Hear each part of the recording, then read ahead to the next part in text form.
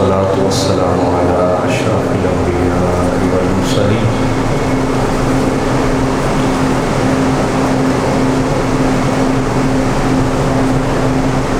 وعلى آله الطيبين الطاهرين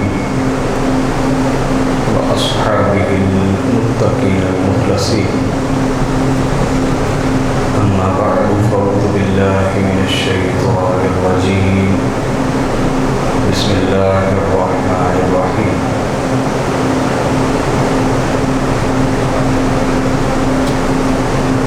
لقد كان لكم في رسول الله أسوة حسنة. صدق الله مولانا العظيم. معزز محترم حاضرین و سامعین، السلام علیکم ورحمۃ اللہ وبرکاتہ۔ اللہ جل مجدہ کے فضل و احسان سے سیرت رسول صلی اللہ علیہ وآلہ وسلم سلسلہ بار ایک ترتیب کے ساتھ ہم خطبات جمعہ کے اندر بیان کر رہے ہیں۔ پچھلے جمعہ بات شروع ہوئی تھی کہ حضور علیہ الصلوۃ والسلام نے دوسرا جو اجتماع تھا اس کے لیے حضرت ابو طالب کے گھر کو چنا، پہلے اجتماع کے لیے بھی اور دوسرے اجتماع کے لیے بھی۔ تو یہ پہلا گھر ہے جو اسلام کی تبلیغ کا مرکز بنا، اعلانیہ تبلیغ کا مرکز بنا۔ اس سے پہلے دار ارقم میں حضور علیہ الصلوۃ والسلام خفیہ تبلیغ فرماتے تھے۔ تو اعلانیہ جو تبلیغ ہے اس کا آغاز حضرت ابو طالب کے گھر سے ہوا اور آقا علیہ الصلوۃ والسلام نے اس میں اپنے خاندان کو جمع کیا۔ پانی دینا پڑے۔ تیسرا جو اجتماع ہے وہ حضور علیہ الصلوۃ والسلام نے چاہا کہ میں سارے قریش کو جمع کروں۔ اس میں ابھی تک جو دو اجتماع ہوئے تھے اس میں بنو ہاشم کو جمع کیا، یعنی اپنے پردادا کی نسل کو۔ ٹھنڈا ہوگا وہ دینا یا دوسرا سادہ، اپنے پردادا حضرت ہاشم بن عبد مناف ان کی نسل کو جمع کیا۔ اور یہ جو تیسرا اجتماع ہے اس میں آقا علیہ الصلوۃ والسلام نے چاہا کہ میں پورے قریش سے خطاب کروں۔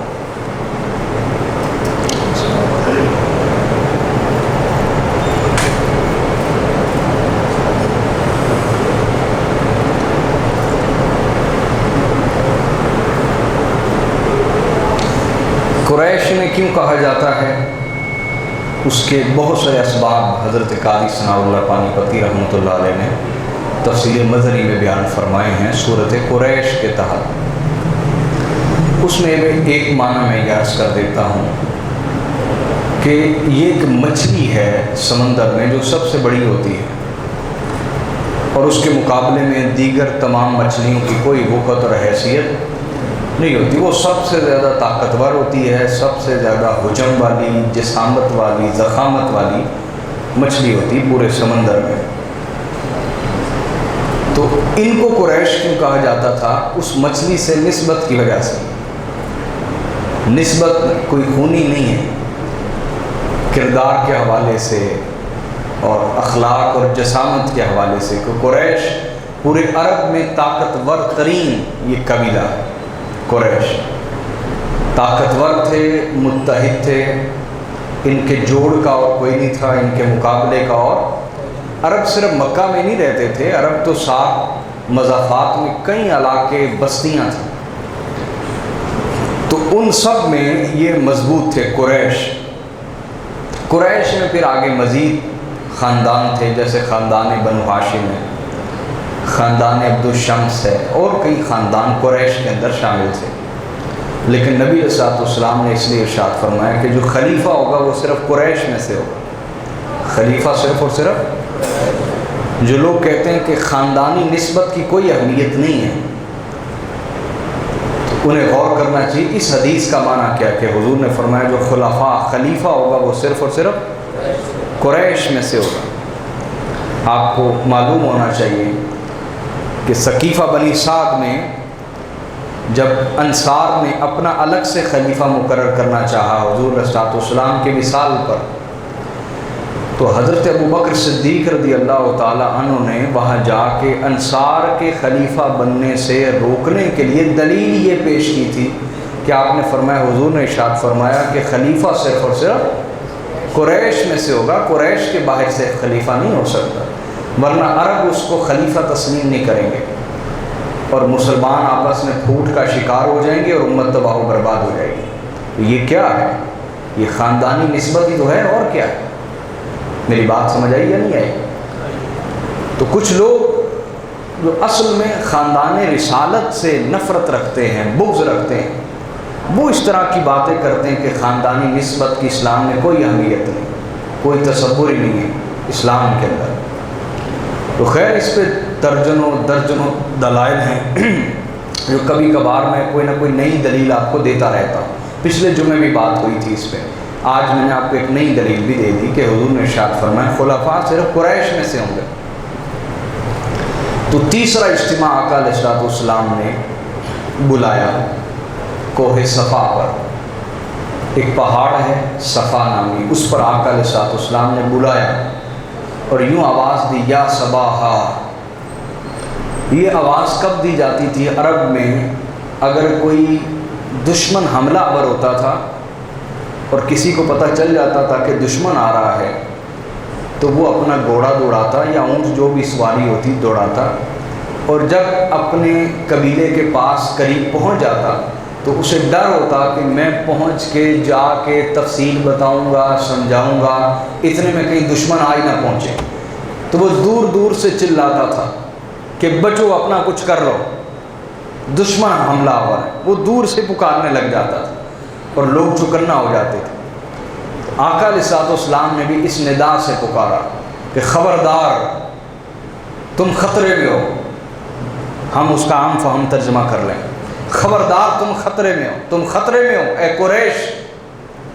حضور نے ایک ایک خاندان کا نام لیا، سب کو بلایا، سب یکے بعد دیگرے دوڑتے چلے آئے، جو خود نہ آ سکا اس نے اپنا نمائندہ بھیج دیا کہ محمد کس لیے بلا رہے ہیں، جاؤ ان کی بات سنو۔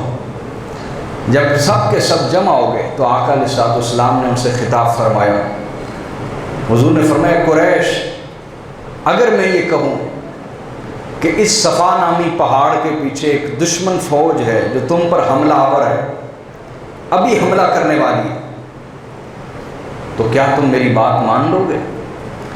انہوں نے کہا بالکل، ہم بلا تردد بلا ریب و شک آپ کی بات مان لیں گے۔ تو آقا علیہ السلام نے ان سے پوچھا وجہ کیا ہے؟ تم نے ابھی دشمن کو دیکھا ہی نہیں، تم نے ابھی فوج کو دیکھا ہی نہیں، بن دیکھے کسی فوج کے متعلق، لشکر سے متعلق کیسے میری بات پر یقین کر لو گے؟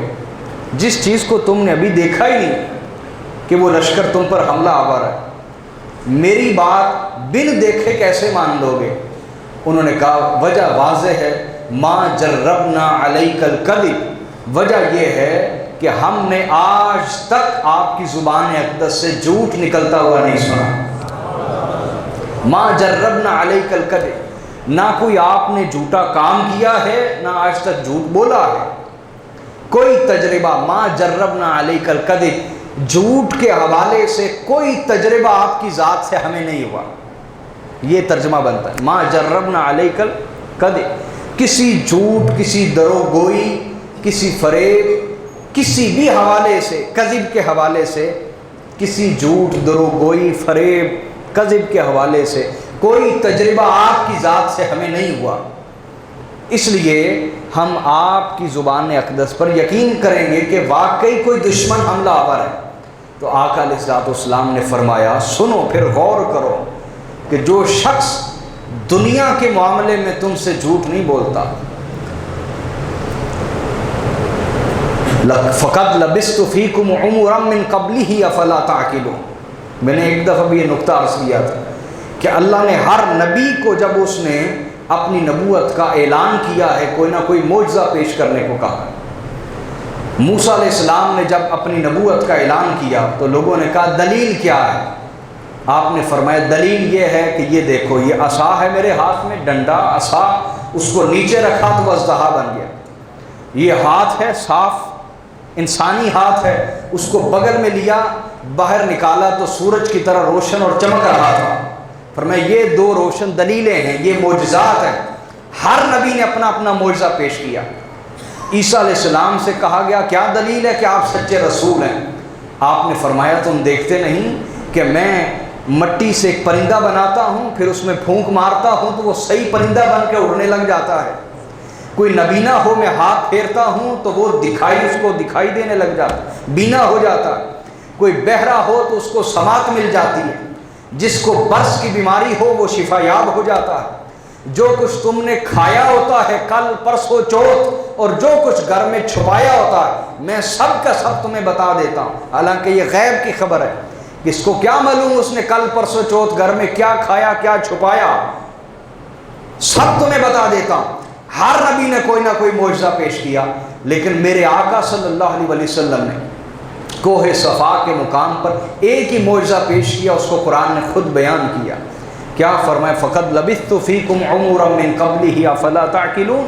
ए कुरैश, मेरा बचपन तुम्हारे सामने, मेरा लड़कपन तुम्हारे सामने, मेरी नौजवानी तुम्हारे सामने, मेरी जवानी तुम्हारे सामने, ये उम्र के चारों लम्हात में गुजार चुका हूँ। बचपन, लड़कपन, नौजवानी और जवानी तुम्हारे सामने, रोज़े रोशन की तरह किरदार, अज़हर मिन शम्स, सूरज से ज़्यादा वाज़े और चमकदार किरदार है। उस पूरे किरदार में तुम्हें कोई दाग नज़र नहीं आता, तुम्हें कोई धब्बा नज़र नहीं आता, कोई खराबी नज़र नहीं आती। रोज़े रोशन की तरह यहाँ है, वाज़े है, सूरज की तरह चमकता हुआ किरदार है। और ख़ुद गवाही भी दे चुके हो, माँ जर्रबना अलैकल कज़िब, आपकी ज़ात से कोई ऐसा तजर्बा नहीं हुआ कि आपने कभी झूठ बोला हो या फरेब दिया हो या धोखा दिया हो। ए कौम ए कुरैश, सुनो फिर, जो शख्स दुनिया के मामले में तुमसे झूठ नहीं बोलता, क्या वो अल्लाह के मामले में झूठ बोल सकता है? उन्होंने कहा नहीं। कहा फिर मेरी बात मान लो, ला इलाहा इल्लल्लाह, ला इलाहा इल्लल्लाह, कि अल्लाह के सिवा कोई इबादत के लायक, कोई सजदे के लायक, कोई इस लायक नहीं कि उसकी परस्तिश की जाए, उसके आगे माथा टेका जाए। अल्लाह ही इस लायक है कि उसकी इबादत की जाए। जब ये कहा, सबसे पहले अबू लहब बदबख्त वो पुकार उठा, उसने कहा तब्बन लका कुल्ला लैलिन व कुल्ला यौमिन अस्तगफिरुल्लाह ला याज़ बिल्लाह, मुहम्मद माज़ल्लाह, तू बर्बाद हो हर दिन और हर रात। इस काम के लिए तूने हमें बुलाया था। यूँ हाथ करके ना हुजूर को बेअदबी से यूँ हाथ करके कहा, इस काम के लिए तूने हमें जमा किया। हमने तो कहा खुदा जाने क्या हो गया, सब दौड़े आए। अल्लाह, उसने तो एक हाथ से हुजूर की तरफ बेअदबी से इशारा किया था। अल्लाह ने उसकी मुज़म्मत में पूरी सूरत नाजिल की और फरमाया तब्बत यदा अबी लहबिन व तब। उसने एक हाथ से कहा था, अल्लाह ने फरमाया अबू लहब तेरे दोनों हाथ टूट जाएं और तू हलाक हो जाए, तूने मेरे हबीब की तरफ बेअदबी से इशारा किया है।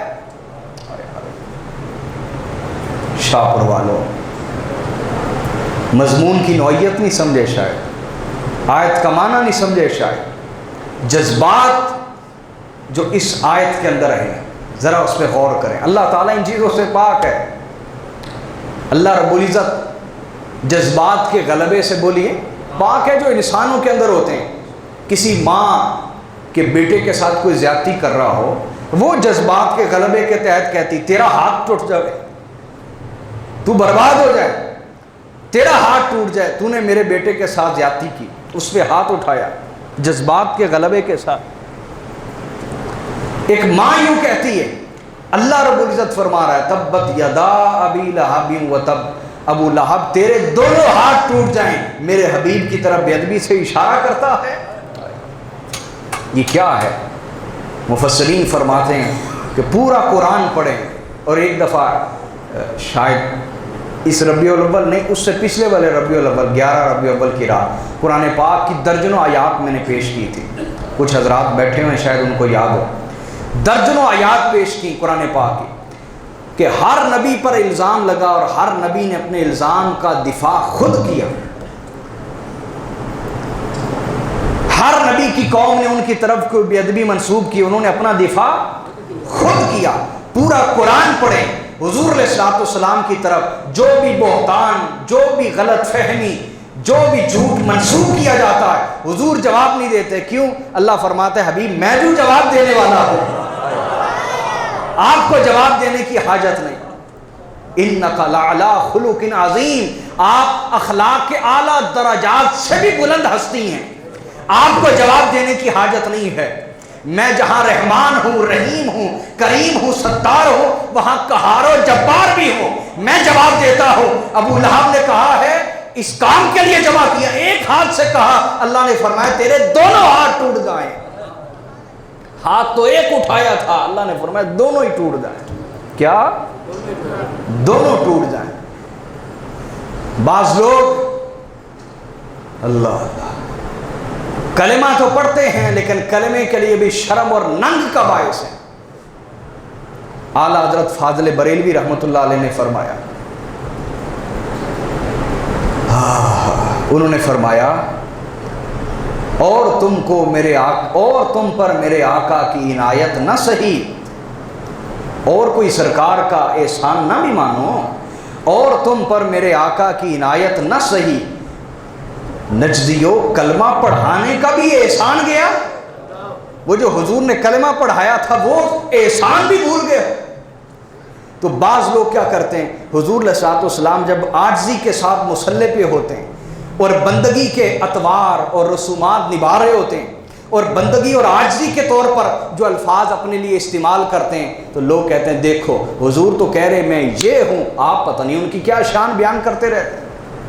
بھئی دیکھیے آپ کے والد صاحب کے میں بڑا گناہگار آدمی ہوں، تو آپ اپنے باپ کی پہچان ہی رکھ دیں، میرا ابا تو بڑا گناہگار آدمی ہے، میرا باپ ہے ہی گناہگار آدمی.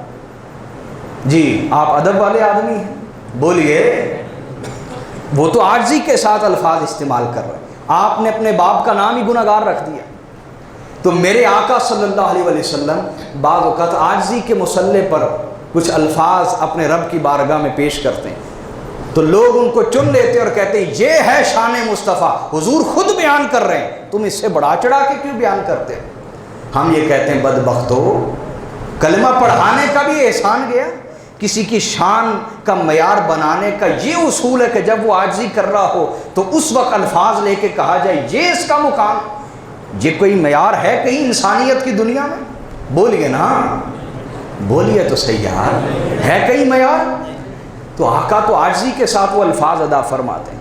حضور کی شان سننی ہو اور حضور کی شان متعین کرنی ہو، حضور کی شان جاننی ہو، تو سرکار کے ان الفاظ سے نہ جانا کرو جو سرکار عاجزی کے ساتھ ادا فرماتے ہیں، بلکہ ان آیات کے ساتھ جانا کرو جن میں اللہ اپنے رسول کی شان بیان فرما رہا ہوتا ہے.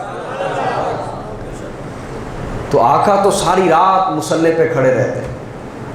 میرے استاد محترم یہاں 2 نقطے بیان فرماتے ہیں، ان کے توسط سے وہ عرض کرتا ہوں کہ آقا علیہ الصلوۃ والسلام تو ساری رات مصلی پر کھڑے ہیں، پاؤں مبارک سوج جاتے ہیں، ریشہ بہتا ہے پاؤں سے. کیا؟ ریشہ بہنے لگ گیا پاؤں مبارک سے حضور کے. ایک دن حضرت بلال صبح فجر کی اذان کا حکم لینے کے لیے آئے، دیکھا کہ حضور رو رہے ہیں، داڑھی مبارک تر ہے اور پاؤں ان سے ریشہ بہ رہا ہے ساری رات کھڑا رہنے کی وجہ سے. تو حضرت بلال کہنے لگے یا رسول اللہ آپ اتنی تکلیف کیوں کرتے ہیں؟ حضور آپ تو بخشے بخشائیں، آپ تو سید المعصومین ہیں، آپ کے وسیلے سے تو اللہ آپ کی امت کی بخشش فرمائے گا، آپ کیوں اتنی تکلیف کرتے ہیں؟ ساری رات کیوں کھڑے رہتے ہیں؟ اتنی عبادت کیوں کرتے ہیں؟ پاؤں ریشہ بہ رہا ہے اور داڑھی مبارک تر ہے آنسوؤں سے. حضور نے فرمایا بلال اللہ نے جو مجھ پر اتنے احسان کیے ہیں، افلا اکون عبدا شکورا، کیا میں اللہ کا شکر گزار بندہ نہ بنوں؟ کیا میں اللہ کا شکر گزار بندہ نہ بنوں؟ حضور تو یہ فرما رہے ہیں کیا میں اللہ کا شکر گزار بندہ نہ بنوں؟ کوئی یہ سمجھے کہ حضور تو شکر گزار بندے ہیں ہی نہیں، معاذ اللہ بننا چاہتے ہیں نا، یہ سرکار کا مقام نہیں، حضور تو بندگی کے مسئلے پر ہیں، حضور تو عاجزی کے مسئلے پر ہیں۔ حضور فرما رہے ہیں افلا اکون عبدا شکورا، کیا میں اللہ کا شکر گزار بندہ نہ بنوں؟ اس سے حضور کا مقام متعین نہیں کیا جائے گا، بلکہ اس پر جو اللہ نے جواب دیا ہے اس سے شان مصطفیٰ سمجھی جائے گی۔ تو سرکار فرمانے لگے بلال کیا میں اللہ کا شکر گزار بندہ نہ بنوں؟ تو اللہ پاک نے فرمایا جبرائیل جا، فوری جواب لے جا، کچھ بدبخت ان الفاظ سے میرے مصطفیٰ کا مقام متعین کرنا چاہیں گے، ان الفاظ سے شان مصطفیٰ متعین کرنا چاہیں گے، اس کو معیار بنا لیں گے شان مصطفیٰ کا۔ جا جلدی جا، ان بدبختوں کو موقع نہ دینا، جا جلدی جا، آیات لے جا اور کہہ طٰہٰ ما انزلنا علیک القرآن لتشقیٰ، میرے حبیب طٰہٰ میں نے قرآن اس لیے نازل تو نہیں کیا کہ آپ مشقت میں پڑ جائیں، ہم نے قرآن اس لیے تو نہیں بھیجا کہ آپ تکلیف میں پڑ گئے، آپ ساری رات مصلے پر کھڑے رہے، آپ کے پاؤں متورم ہو جائیں، پاؤں سے ریشہ بہے، میرے حبیب قرآن اس لیے تو نازل نہیں کیا۔ یا ایھا المزمل قم اللیل الا قلیلا نصفہ او انقص منہ قلیلا او زد علیہ ورتل القرآن ترتیلا، میرے حبیب مزمل رات کو کھڑا ضرور ہوا کرے لیکن تھوڑی دیر کے لیے، چاہے اس سے بھی تھوڑا کر دیں، باقی سب کے لیے حکم ہے زیادہ سے زیادہ عبادت کریں، زیادہ سے زیادہ اللہ کو راضی کریں۔ حبیب کے لیے حکم کیا قم اللیل الا قلیلا، رات میں کھڑے ضرور ہوا کریں عبادت کے لیے لیکن تھوڑی سی دیر کے لیے، میں نے قرآن اس لیے تو نہیں بھیجا کہ آپ مشقت میں پڑ جائیں، یہ شان مصطفیٰ ہے۔ حضور اسلام سے ایک صحابی نے پوچھا حضور کیا بنے گا قیامت والے دن؟ کیا پوچھا؟ آقا کیا بنے گا قیامت والے دن؟ حضور اللہ کی بارگاہ میں عاجزی کے مصلے پہ تھے، آقا نے ارشاد فرمایا لا ادری ما یفعل بی ولا بکم، مجھے کیا خبر میرے ساتھ کیا ہوگا تمہارے ساتھ کیا ہوگا، مجھے کیا خبر کہ تمہارے ساتھ کیا ہوگا میرے ساتھ کیا ہوگا، لا ادری ما یفعل بی ولا بکم، مجھے نہیں خبر کہ میرے ساتھ کیا ہوگا اور تمہارے ساتھ کیا ہوگا۔ اب آقا علیہ الصلوۃ والسلام عاجزی کے مصلے پر ہیں اور بندگی کے ساتھ اللہ کی بارگاہ میں اظہار بندگی کر رہے ہیں، اور بندے کی سب سے بڑی شان یہی ہے وہ اظہار بندگی کرے۔ بندے کی شان نہیں کہ بندگی دے کے خدائی لے لے، میری بات سمجھے کہ بندے کی شان یہی ہے کہ وہ اظہار بندگی کرے، لیکن ان بندوں کا کام ہے کہ بندے کو کس شان کے ساتھ نوازنا ہے یہ اللہ کے حوالے سے جاننا چاہیے یا ان کی اپنی بندگی اور عاجزی کے الفاظ سے جاننا چاہیے۔ بھی میری بات سمجھ رہی ہیں نہیں سمجھ رہے؟ تو آقا نے فرمایا مجھے نہیں خبر کہ میرے ساتھ کیا ہوگا، بولیے بولیے، میں بھی تو گرمی میں بول رہا ہوں، بولیے میرے ساتھ کیا ہوگا، تمہارے ساتھ کیا ہوگا، مجھے نہیں خبر، خدا جانے کیا بنے گا قیامت والے دن۔ آقا نے عاجزی فرمائی اور عاجزی کے مسئلے پر ہے، اللہ پاک نے فرمایا جبرائیل جلدی چلا جا، کچھ بدبختوں کو موقع ملے گا اور وہ کہیں گے دیکھو خود سرکار فرما رہے کہ میں تو جانتا ہی نہیں ہوگا کیا، اختیار کیا رکھتا ہوں، جا فوری جا۔ کچھ کلمہ پڑھنے والے کلمے کے لیے شرم اور ننگ کا باعث ہے، وہ سرکار کی شان ان الفاظ سے تولنا چاہیں گے کہ حضور نے فرمایا مجھے کیا خبر قیامت والے دن تمہارے ساتھ کیا ہوگا، میرے ساتھ کیا ہوگا، جا جبرائیل جلدی جا اور میرے حبیب سے کہہ دے وَلَسَوْفَ يُعْطِيكَ رَبُّكَ فَتَرْضَىٰ، میرے حبیب آپ کے ساتھ کیا ہوگا میں بتاتا ہوں۔ قیامت والے دن اللہ رب العزت اپنے عرش پر 2 کرسیاں لگائے گا، 2 کرسیاں لگائے گا، ایک پر اللہ خود جلوہ فرما ہوگا، دائیں طرف والی کرسی پر حبیب آپ کو بٹھائے گا، اور یہ وہ مقام ہوگا کہ تمام مخلوقات آپ کی حمد کریں گی اور تعریف کریں گی، اور اس مقام کو مقام محمود کہا جائے گا۔ عَسَىٰ أَن يَبْعَثَكَ رَبُّكَ مَقَامًا مَحْمُودًا، وہ وقت دور نہیں جب اللہ آپ کو مقام محمود پر بٹھائے گا۔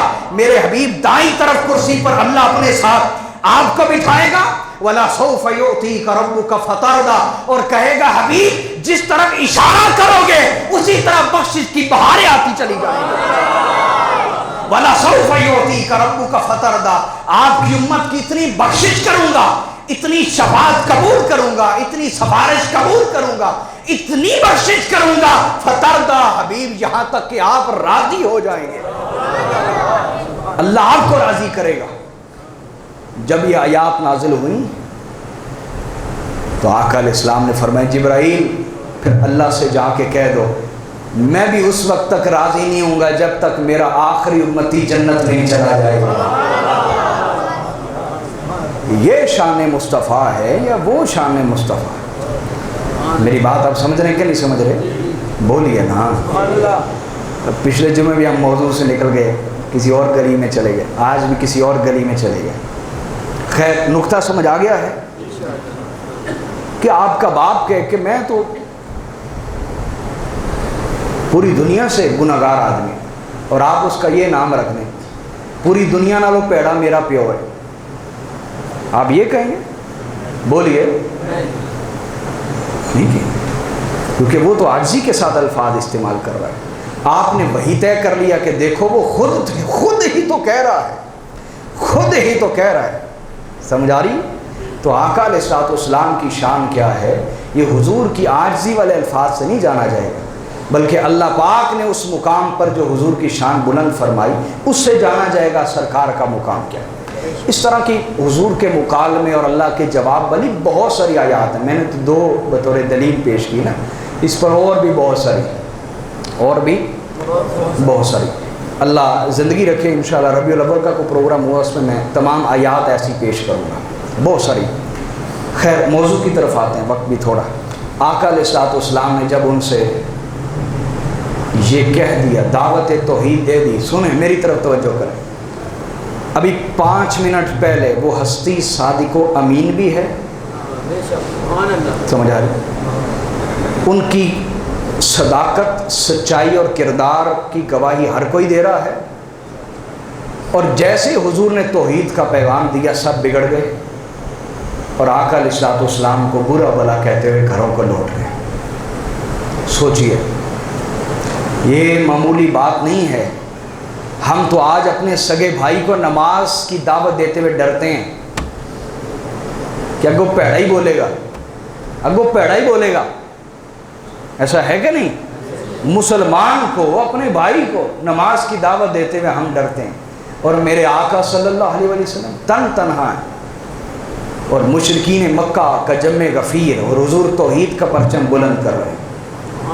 اس سے کیا پتہ چلا؟ اس سے ہمیں یہ درس دیا جا رہا ہے، یہ 2-3 جمعے پہلے بھی میں نے ایک نقطہ بیان کیا تھا کہ جب کسی غیر مسلم کو دعوت دیں یا جسے اسلام کے اندر شک ہے اسے دعوت دیں، جیسے میں نے ایک مثال بیان کی کہ ایک خاتون کہتی ہے، خود کو مسلمان کہتی ہے اور کہتی ہے مجھے تو سمجھ نہیں آتی لوگ نکاح کیوں کرتے ہیں، نکاح کی ضرورت ہی کیا ہے؟ تو میں نے کہا آپ کا مسئلہ یہ، آپ اس سے جھگڑنے لگ جاتے ہیں کہ نکاح کرنا چاہیے، نکاح کے یہ فوائد ہیں، یہ فوائد ہیں، یہ فوائد، یہ سب سے بڑی خرابی ہے۔ جس اسلام کے بارے شک آ گیا ذہن میں، عقیدے میں، اس پر اسلام کے کسی حکم کے معاملے میں بحث نہ کیجیے، اس پر پہلے اسلام کے حوالے سے بات کریں کہ وہ اسلام کو بھی سچا دین مانتا یا مانتی ہے بھی یا نہیں، پہلے اس پہ بات کریں، پہلے توحید پہ بات کریں، پہلے رسالت پہ بات کریں۔ اگر وہ اسلام کو سچا دین مان لیتا ہے یا مان لیتی ہے، پھر اسلام کا حکم ماننے میں کوئی رکاوٹ، کوئی چیز رہ جاتی نہیں۔ تو یہ حضور نے تعلیم دی ہے کہ جب غیر مسلموں سے بات کریں تو آپ یہ مت چھیڑ لیں کہ نماز کے فوائد یہ ہے کہ یہ ہیں، روزے کے فوائد یہ، نہ، انہیں سب سے پہلے توحید کی دعوت دیں، سب سے پہلے بولیے توحید کی دعوت دیں۔ یہ آقا علیہ السلام نے تبلیغ فرمائی۔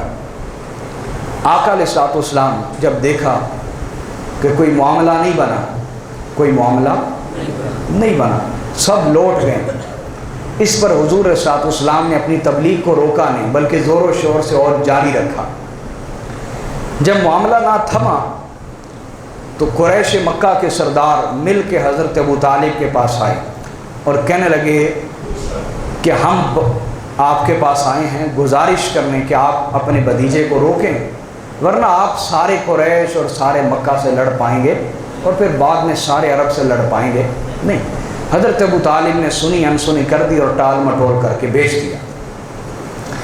دوسری دفعہ جب وہ آئے انہوں نے کہا اس دفعہ ہم گزارش کرنے نہیں آئے، دھمکی دینے آئے، اگر آپ نے نہ روکا تو پھر ہم آپ کا بھی احترام نہیں کریں گے۔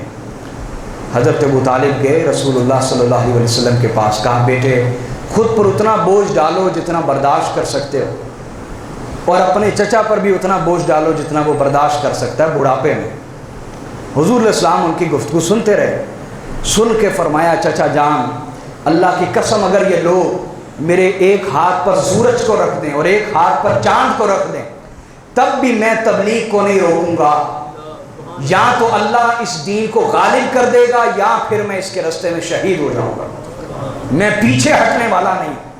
حضرت ابو طالب نے جب دیکھا کہ آقا علیہ السلام پیچھے ہٹنے والا جذبہ نہیں ہے تو فرمان لگے میرے بیٹے اگر تیرا یہ جذبہ ہے تو پھر اعلانیہ اسلام کی دعوت دے، جب تک تیرے چچا کی جان میں جان ہے کوئی تلوار تجھ تک پہنچنے والی نہیں ہے،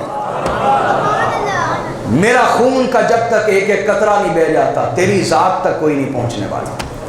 اللہ پاک سیرت رسول سے جذبے لینے کی توفیق عطا فرمائے۔ وما علینا الا البلاغ المبین۔